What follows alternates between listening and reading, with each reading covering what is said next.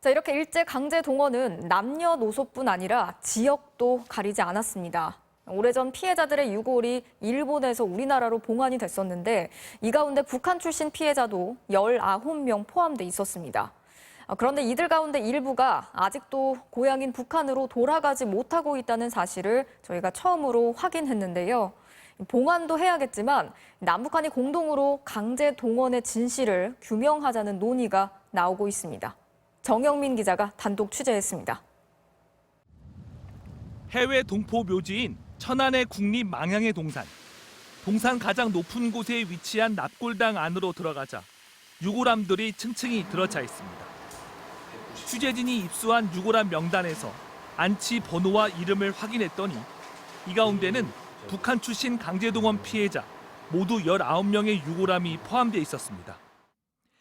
함경남도 단천군이 고향인 이순섭 씨 등 이들은 모두 1920년대 전후에 북한 지역에서 태어났는데 일제 강제동원으로 모진 고통을 겪다 해방이 되던 해 숨진 피해자들입니다.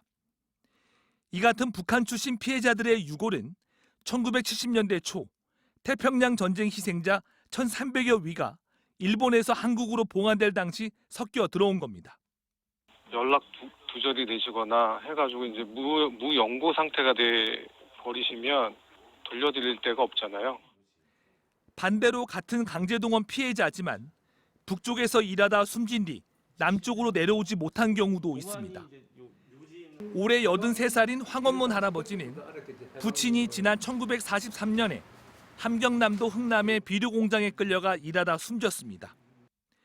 당시 종신보험 명목으로 받은 보험 증서가 강제징용 사실을 입증하는데 부친의 유골은 끝내 고향으로 돌아오지 못했습니다.